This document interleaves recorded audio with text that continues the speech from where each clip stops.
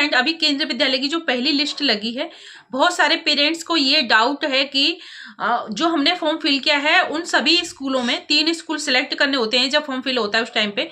तो जो form fill किया है उन तीनों स्कूलों में कितने कितने सेक्शन है, क्योंकि कितने बच्चों के एडमिशन एक स्कूल में हो सकते हैं। जितने सेक्शन ज्यादा होंगे उतने ही बच्चों के ज्यादा एडमिशन हो पाएंगे। ठीक है, तो आपको सेक्शन किस तरीके से चेक करना है कि कौन से स्कूल में कितने सेक्शन है, कितने बच्चे आ सकते हैं एक क्लास में। जो पहली क्लास है उसमें कितने बच्चे वहां पे पढ़ते हैं, कितने सेक्शन है, तो एक सेक्शन में 40 बच्चे होते हैं। तो उस स्कूल में जितने ज्यादा सेक्शन होंगे उतने ज्यादा बच्चों के एडमिशन हो पाएंगे। तो आपके बच्चों की जो वेटिंग लिस्ट अभी दिखा रहे हैं, क्या बच्चों के सेकंड लिस्ट में नाम आएंगे, थर्ड लिस्ट में नाम आएगा कि नहीं आएगा। जो रेड कलर में वेटिंग लिखा हुआ है वो आपका नाम, जो बच्चे का नाम है वो वेटिंग में है, आप उसमें एडमिशन नहीं करवा पाएंगे। अगर रेड कलर में ये साइन नहीं है, सिर्फ नंबर लिखा हुआ है कैटेगरी के सामने, चाहे वो आरटी के तहत हो, चाहे एससी ओबीसी जनरल के कैटेगरी के तहत हो, चाहे service category 5, service category 2, service category 1, इन कैटेगरियों में के सामने सिर्फ नंबर लिखा हुआ है, उसके सामने वेटिंग नहीं लिखा हुआ। आपको ध्यान से सुनना है। अगर वेटिंग लिखा हुआ है तो आपके बच्चे का नाम नहीं आया है। अगर वेटिंग नहीं लिखा हुआ है नंबर के सामने तो आपके बच्चे का नाम आ चुका है, आप डायरेक्ट जाके स्कूल में एडमिशन बच्चे का करवा सकते हैं। ठीक है, अब स्कूल में कैसे चेक करना है, जिनका भी अभी बच्चे का नाम नहीं आया, वेटिंग बहुत ज्यादा है या 10, 15, 20 वेटिंग है, तो आपके बच्चे का सेकंड लिस्ट में नाम आ जाएगा, थोड़ा वेट कर लेना है। 2 अप्रैल को सेकंड लिस्ट जारी कर दी जाएगी, उसके बाद आपकी जो 7 अप्रैल को सेकंड लिस्ट, थर्ड लिस्ट जारी कर दी जाएगी। ठीक है, तो थोड़ा वेट कर लेना है। अगर आपकी वेटिंग 100 से भी ज्यादा है तो आपके बच्चे का नाम आएगा कि नहीं आएगा। इसके लिए आपको पहले स्कूल में चेक करना है कि कितने सेक्शन है, कितने बच्चे इस स्कूल में रिक्वायर्ड है। तीनों बच्चे, जो भी आपका स्कूल है, मैं एक स्कूल का डेमो करके दिखाऊंगी किस तरीके से आपको चेक करना है, क्योंकि सभी स्कूलों में उस सेक्शन दिखाई शो होते हैं इस तरीके से, जैसे मैं अभी बता रही हूँ। ब्राउजर, कोई भी ब्राउजर आपको ओपन कर लेना है, यहाँ पर आपको KBS सर्च करना है, KBS। अब आपका कौन सा विद्यालय है, यहाँ पे इस तरीके से KBS सर्च करेंगे तो सरकारी ऑफिशियल वेबसाइट ये ओपन हो जाएगी केंद्रीय विद्यालय की। आपको यहाँ पे केंद्रीय विद्यालय सर्च नहीं करना है, क्योंकि हमें वेटिंग लिस्ट का तो पता चल गया, हमने चेक कर ली है। इस तरीके से ये सर्च बॉक्स में इस तरीके से सामने आ जाएगा इंटरफेस। तो आपको क्या करना है, स्कूल की वेबसाइट पे आना है आपको, जैसे कौन सा आपका स्कूल है KBS, जैसे अभी हमारा RK पुरम सेक्टर 4 और सेक्टर 8, इन दोनों स्कूलों में ये नजदीक है, तो यहाँ पे यही सर्च करेंगे, RK पुरम सेक्टर 4 ये सर्च करेंगे। ये अभी दिल्ली में स्कूल है, तो आप जहाँ से बिलोंग करते हो इस तरीके से आपको टाइप करना है। सिर्फ आप जैसे देहरादून, बेंगलुरु, असम, मेघालय, त्रिपुरा, जिस राज्य से बिलोंग करते हो वहाँ से आपको अपने जिले का नाम साथ में सिलेक्ट करना है। तो मैंने इस तरीके से आपको टाइप कर देना है। जैसे आप इस तरीके से टाइप करेंगे नेक्स्ट पेज ओपन हो जाएगा। यहाँ पे देख सकते हैं RK पुरम सेक्टर 4 की ऑफिशियल वेबसाइट इस तरीके से आपके सामने आ जाएगी। तो यहाँ पे 2 वेबसाइट है ये सेक्टर 4 की, कोई किसी पे भी आपको क्लिक कर देना है। ठीक है, तो आपको मैं पहली वाली वेबसाइट पे ही क्लिक कर दे रही हूँ। इस तरीके से क्लिक करने के बाद पहले आपको इस डेस्कटॉप मोड पे कर लेना है। 3 डॉट्स जो कॉर्नर पे दिखाई दे रही है राइट साइड में ऊपर, इस क्लिक करके इसको डेस्कटॉप मोड पे कर लेना है। अब यहाँ पे देखिए, अगर आपको हिंदी में समझ नहीं आ रहा तो इंग्लिश में से ट्रांसलेट कर पाएंगे। ओके वाले ऑप्शन पे क्लिक कर देना है। तो यहाँ पे देखिए सारा कुछ अब इंग्लिश में ट्रांसलेट हो चुका है।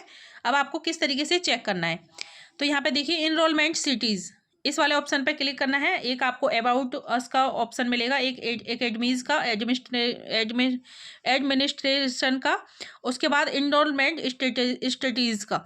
ठीक है, तो इसको आप पहले वाले ऑप्शन पे क्लिक करना है, class and social category wise enrolment posted. तो इस वाले ऑप्शन पे जैसे आप क्लिक करेंगे तो यहाँ पे देखिए इस तरीके से आपको आपके सामने शो हो जाएगा। यहाँ पे देखिए नाम ऑफ सेक्शंस, 2 सेक्शन है इसमें। जो ये वाला स्कूल है RK पुरम सेक्टर 4 का, क्लास 1 में 2 सेक्शन है। अथॉरिटीज कैपेसिटी 80 बच्चों के लिए, टोटल स्टूडेंट अभी 78 है, यानी 2 बच्चे कम है। तो यहाँ पे जो फर्स्ट क्लास है इसमें 2 बच्चे अभी कम है, तो सेकंड क्लास में जो बच्चे जाएंगे फर्स्ट क्लास के, वो उसमें 2 सीट खाली रहेंगी, आपको ध्यान रखना है। 43 इसमें बॉय हैं, 35 इसमें गर्ल हैं। ठीक है। इस तरीके से एससी के इतने बच्चे हैं, एसटी के, ओबीसी के, ये सभी बच्चे इतने हैं। पीएच से जो हैंडीकैप होते हैं उसमें चाहे कोई भी आ सकते हैं। और इस तरीके से इतने बच्चे हैं। मुस्लिम 4 हैं और जनरल में 28 है। ये सब कुछ यहाँ पे बताया जाता है, ठीक है। उसके बाद क्लास सेकंड के लिए 80 कैपेसिटी है, 83 बच्चे हैं, यानी 3 बच्चे ज़्यादा हैं इसमें। यहाँ पे देख सकते हैं क्लास सेकंड, इसमें भी पूरा डिटेल में इस तरीके से दिखाया गया है।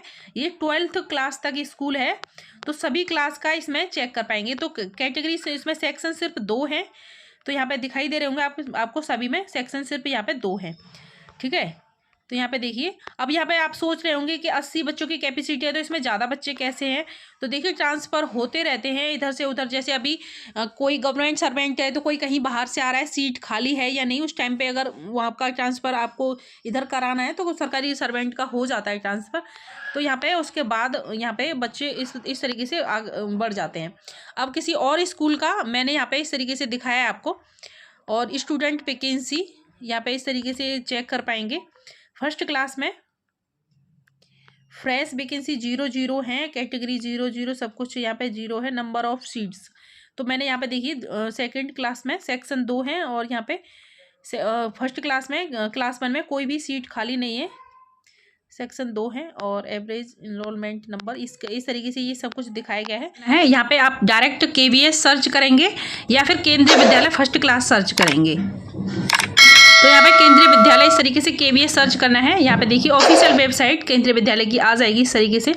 पहले वाले ऑप्शन पे ही क्लिक कर देना है। अभी ये हिंदी में है पूरा, अगर आपको हिंदी में समझ नहीं आ रहा है तो इंग्लिश वाले ऑप्शन पे क्लिक करना है और ये पूरा ट्रांसलेट हो जाएगा इंग्लिश में। तो यहाँ पे देख सकते हैं ये नेक्स्ट फिर से ट्रांसलेट इंग्लिश में होके आ चुका है। आपको वेबसाइट के बिल्कुल नीचे आ जाना है। जैसे आप बिल्कुल नीचे आएंगे तो यहाँ पे देखिए एक ऑप्शन मिलेगा आपको ऑनलाइन एडमिशन, इस वाले ऑप्शन पे आपको क्लिक कर देना है। जैसे आप इस पर क्लिक करेंगे ओके वाले ऑप्शन पे क्लिक करना है। यहाँ पे क्लिक करने के लिए आपको इस तरीके से इंटरफेस सामने आ जाएगा। यहाँ पे देखिए कई ऑप्शंस यहाँ पे मिलेंगे आपको और 3 डॉट्स आपको यहाँ पे मिल रही होंगी राइट साइड में ऊपर कॉर्नर पे, इस पर क्लिक करना है। यहाँ पे लॉगिन वाले ऑप्शन पे आपको क्लिक कर देना है, ठीक है। जैसे आप लॉगिन वाले ऑप्शन पे क्लिक करेंगे यहाँ पे देखिए लॉगिन कोड जो कि 11 डिजिट का लॉगिन कोड होता है वो टाइप करना है। बच्चे की डेट ऑफ बर्थ फिल करना है, मोबाइल नंबर फिल करना है। जो same captcha small capital number letter दिखाई दे रहा है सेम कैप्चा को फिल करना है। अगर कैप्चा समझ नहीं आ रहा है तो यहाँ पे इसे एरो को साइड करके क्लिक करके इसको चेंज भी आप कर पाएंगे, ठीक है। तो इस तरीके से कैप्चा को फिल करना है, लॉगिन वाले ऑप्शन पर क्लिक करना है। देखिए बहुत सारे पेरेंट्स को ये प्रॉब्लम हो रही है कि लॉगिन कोड है वो हमारे पास 18 डिजिट का है, चाहे आपने बालिका वाटिका में फॉर्म फिल किया है चाहे आपने फर्स्ट क्लास के लिए फॉर्म फिल किया है।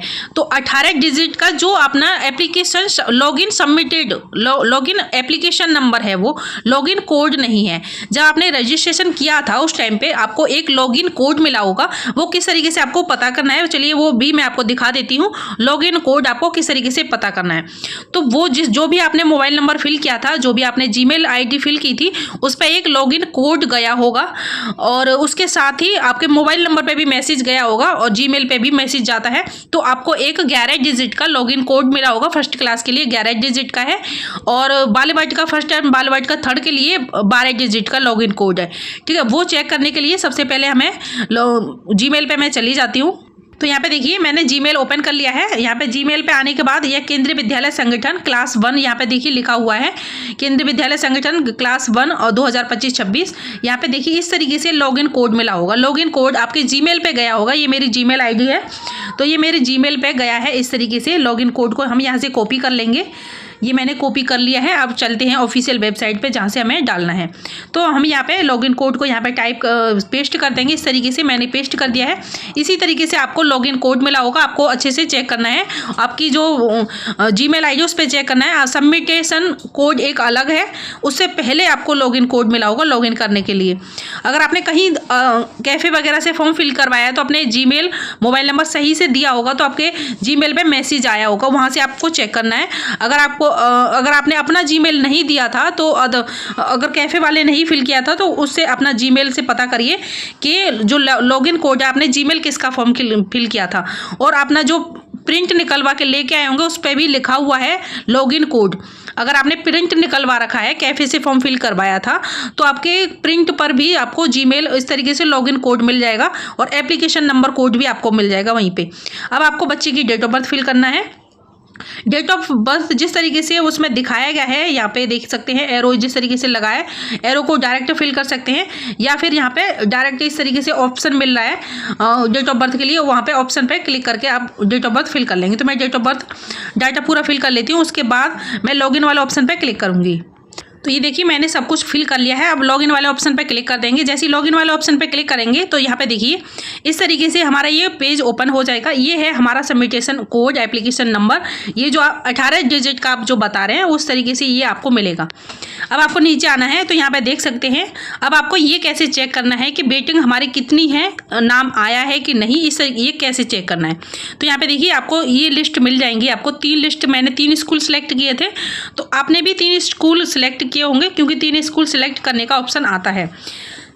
तो यहाँ पे बहुत सारे पेरेंट्स को ये प्रॉब्लम हो रही है, तो हमें चेक कैसे करना है कि वेटिंग लिस्ट हमारी कितनी है, नाम आएगा कि नहीं आएगा सेकंड लिस्ट में या फिर थर्ड लिस्ट में। तो यहाँ पे अगर किसी के अगर चेक कर रहे हैं आप किसी के मोबाइल में इस तरीके से वेटिंग आ रहा है रेड कलर में सभी में, तीनों स्कूल्स में, तो आपको अभी सभी तीनों स्कूल में वेटिंग में नाम है, अभी किसी में नहीं आया है। अगर आपका नाम ब्लैक कलर में चेक हो रहा होगा, सिर्फ वेटिंग नहीं लिखा होगा, सिर्फ ब्लैक कलर में 1 2 3 नंबर लिखा हुआ होगा, 15 16 20 40 जो भी लिखा होगा, और उसके पीछे वेटिंग नहीं लिखा हुआ होगा, तो आपका बच्चे का नाम आ चुका है, चाहे वो RTE के तहत आया हो, चाहे SC ST OBC के तहत आया हो, चाहे सर्विस कैटेगरी 5 सर्विस कैटेगरी 2 जो भी कैटेगरी है उसमें आया है, और आपका कोई उस पर वेटिंग नहीं लिखा हुआ है, तो आपका बच्चे का नाम आ चुका है। आप डायरेक्ट स्कूल में संपर्क करिए, अपने बच्चे का नाम चेक कर पाएंगे। अगर यहाँ पे जो रेड कलर का ये साइन दिखाई दे रहे होंगे ये नहीं है, तो आपके बच्चे का नाम आ चुका है। ठीक है, अगर आपके बच्चे का वेटिंग लिस्ट यहाँ पे लिखा हुआ आ रहा है तो आपकी वेटिंग है। अब देखिए यहाँ पे 537 और 507, यहाँ पे क्या है 537 में से 507 यानी 30 बच्चों के यहाँ पे सिर्फ नाम आए हैं, 507 अभी वेटिंग चल रही है 537 में से। बहुत सारे स्टूडेंट पेरेंट्स कन्फ्यूज है कि किस तरीके से हमें पता करना है कि वेटिंग अभी हमारा कितना चल रहा है। SC कैटेगरी में 105 में से 105 यानी एक भी बच्चे का नाम नहीं आया है। कैटेगरी 5 में 153 बच्चों में से मतलब 153 1000 वेटिंग में से 1009 में से 553 वेटिंग चल रही है, इतने बच्चों का नाम आ चुका है। इस तरीके से आपको चेक करना है। यहाँ पे देखिए सर्विस कैटेगरी सेकंड स्कूल में हमारी 5 वेटिंग है 67 में से।